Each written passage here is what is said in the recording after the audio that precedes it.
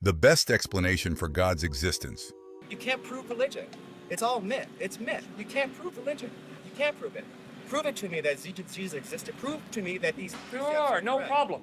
I'll prove to you Jesus if you first of all prove to me Napoleon. I'll prove to you Jesus if you first prove to me George Washington. I'll prove to you Jesus if you first No, prove I to say me no. George Washington Carver. Don't prove the person's existence. I'm saying prove the ideas that the person talks about. Prove to me what there's a heaven that's up there. Prove to me that there's, this truth, that your God truly exists. Prove to me that these precepts of the Bible are truly what true revelation. Prove to me that these things are actually there. I'm an empiricist. Prove to me that they're there. All right, I'll do that. If first of all you prove to me that your taste buds are telling you the truth when they tell you you're drinking sour milk. Secondary rational, some things you can't prove, so then you fall upon Some faith. things you can't prove. Sir, I'm sorry, I haven't communicated clearly. Sir, you can't prove a thing. To prove means to show it cannot be another way. You cannot prove a thing in life. You as a thinking human being don't base your life on proof. You base your life on evidence. What does the evidence point to?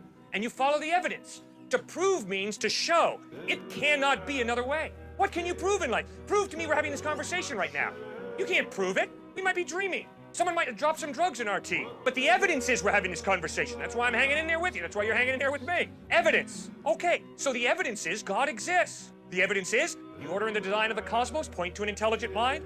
Moral absolutes point to some moral giver, lawgiver. Life comes from life. Never once have I ever seen life come from non-life. An atheist is someone who says, oh yeah, at some point, somewhere, at one time, in La La Land, life came from non-life. And I'm saying, All of my experience shows me life comes from life. Never once have I seen life come from non-life. Fourth piece of evidence, free will. If there is no God, you're just a hunk of biochemical reactions. That's all I am.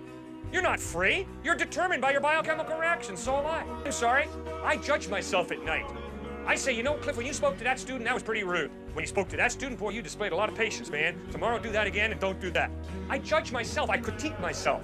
I'm free. I don't have to do what I do. Well, if I'm free, it means there's more to me than just my biochemical makeup. There's a soul, a personality, an I that goes beyond the biochemical. I have a free will. Well, the free will can only exist if there's some type of God who creates me biochemically, but also gives me a will. It's not totally dependent upon my biochemical reactions. That's why I believe God exists. Now, why do I believe Jesus is reliable? Because the historical evidence of the way he lived, what he taught, how he died, how he rose from the dead, points to his credibility. If you live like Jesus lived, if you teach what he taught, if you died the way he died, loving and forgiving your enemies, and if 3 days later you rise from the dead, sir, I will listen very closely to everything you have to say, because the evidence is you're trustworthy. So that's why I believe in Jesus.